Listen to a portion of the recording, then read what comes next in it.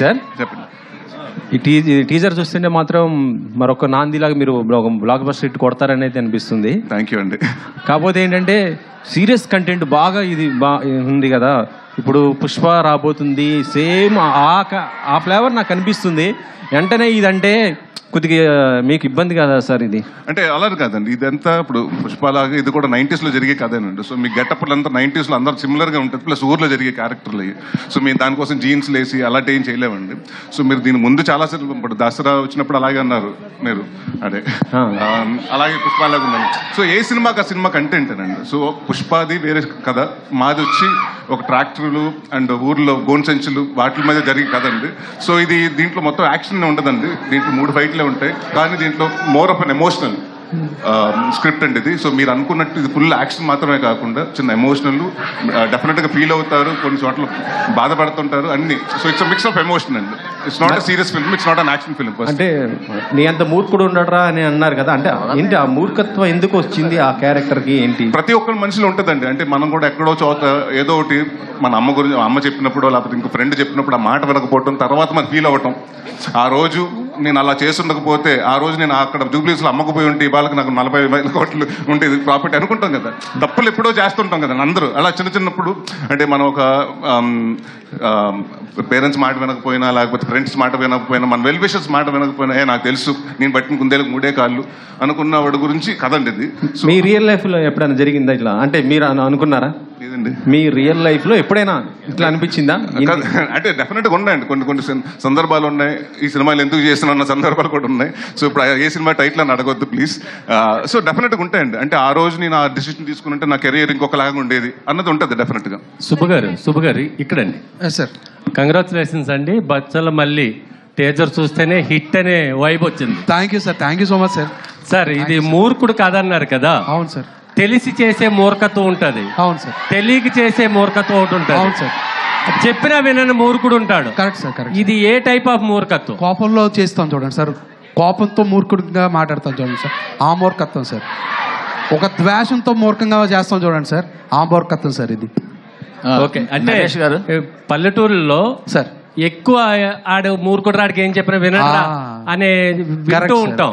Correct sir, correct sir. ఆ type of మూర్ఖం, ఆ type of ఊరికొకడు ఉంటాడు చూడండి సార్, అందరూ అంటే రివర్స్ లో మాట్లాడుతుంటాడు చూడండి సార్, ఆ క్యారెక్టర్ సార్ ఇది. నరేష్ గారు చెప్పండి సార్. నరేష్ గారు టీజర్ చాలా బాగుంది. థ్యాంక్ యూ అండి. మీ లాంగ్వేజ్లో చెప్పాలంటే ఎందుకోసం చూడాలి, దేనికోసం చూడాలి, కొంచెం వివరంగా చెప్పండి. ఎందుకోసం చూడాలంటేనండి, ఇది ప్రతి ఒక్కడు చూసుకుంటే కనెక్ట్ అవుతారండి. ప్రతి ఒక్కడు బచ్చలమల్లే లైఫ్లో. ఎందుకంటే ఏదో ఒక మిస్టేక్లు చేసి సరిదిద్దుకోలేని మిస్టేక్ చేసి దాని తర్వాత అది చేస్తుంటే బాగుండేదని ప్రతి ఒక్కడు చాలా రిపెండ్ అయి ఉంటాడండి. కానీ ఈ క్యారెక్టర్ అలా కాదు. సో మీరు ఏమనుకుంటారంటే రేపు అంటే జనరల్గా అంటాం కదండి, ఆడు మనిషికి అది మూర్ఖుడు అంటారు కదండి, అది మారిపోద్ది. ఈ సినిమా చూసిన తర్వాత ఆడు మనిషికి అది బచ్చలమల్లి అంటారు, అలా మారుతుంటుంది అండి. అదే చెప్తున్నానండి, యాజ్ అన్ ఎమోషన్ అండి. ప్రతి ఒక్కడికే కనెక్ట్ అయ్యి కదా, ప్రతి కుర్రోడికి లేకపోతే ప్రతి మీకు తెలిసిన వాడి కథలా ఉంటుంది. చూసుకుంటే ఎవరే మా ఊర్లో ఉన్నాడు కదా, ఇలాంటి కుర్రాడు ఒకటి ఉన్నాడు కదా, ఇలాగ అయిపోయాడు కదా, ఇలా ఉన్నాడు కదా లైఫ్లో అనుకుంటారు. పని పాట లేకుండా తిరిగేసి గోడల మీద కూర్చొని అమ్మాయిలు వెళ్ళి వచ్చి అమ్మాయిలు వాళ్ళతో మీద ఏదో రాయేసేసి వాళ్ళకి వెళ్ళి ఇలాంటి వాళ్ళు ఉంటారు కదా. ప్రతి ఒక్కటి అంటే అవసరం ఉన్నా లేకపోయినా గొడవ పడిపోయే క్యారెక్టర్లు ఉంటారు కదండి, అలాంటి క్యారెక్టర్ ఇతను. సో ఇది కొంచెం అంటే మనం సొసైటీలో చాలా తరచూ చూసి కదా క్యారెక్టర్.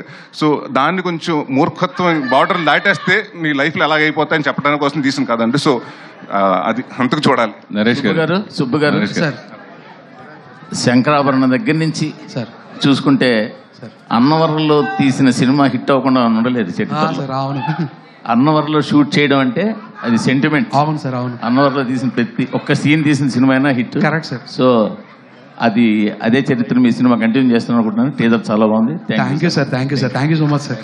నరేష్ గారు చెప్పండి. సురేష్ గారు నమస్కారం అండి. చెప్పండి. నమస్కారం అండి. మీ నొలగమచ్చ బాగుందా, కంఫర్టబుల్గా ఉందా? ఏదండి నొలగమచ్చ బాగుందా, కంఫర్టబుల్గా ఉందా అంటే తిరిగిపోయింది. వచ్చండి మీరు కూడా సాయంత్రం కూర్చుందాం. అంటే నాన్నగారు చిన్నప్పుడు ఈ విలేజ్ లో ఉండి నొలగమంచం మీద పడుకుని ఆయన పెరిగారు నాకు తెలిసి. సో అలా ఎప్పుడైనా నొలగమంచం మీద కూర్చోవడం జరిగింది, ఇదే ఫస్ట్ టైమా? ఎప్పుడు చాలాసార్లు అయిందండి, చాలాసార్లు సినిమాలు కూడా చేసాం. గమ్యం సినిమాలో మొత్తం క్యారెక్టర్ ఇక్కడ పడుకుని ఉంటాడు కదండి. సో అలవాటు ఉన్నాయండి. మరీ నేను అంత బాగుంది గోల్డెన్ స్పూన్ ఏం కాదులేండి. అది ఎరగొట్టారు, నొలగమంచం ఎరగొట్టారు మాట అయితే. అంటే మన హైట్కి అవి సరిపోవు. సార్ డైరెక్ట్ సరే. నేను చెప్పి పడుకుంటాను మీరు మళ్ళీ ఇంకొక రకంగా తీసుకోండి. సరే అసలు విషయాలు వద్దా. 60 సినిమాలు పైగా మీరు చేశారు, 60 సినిమాలు పైగా చాలా సినిమాలు చేశారు, అయితే ఎన్నో క్యారెక్టర్ చేశారు.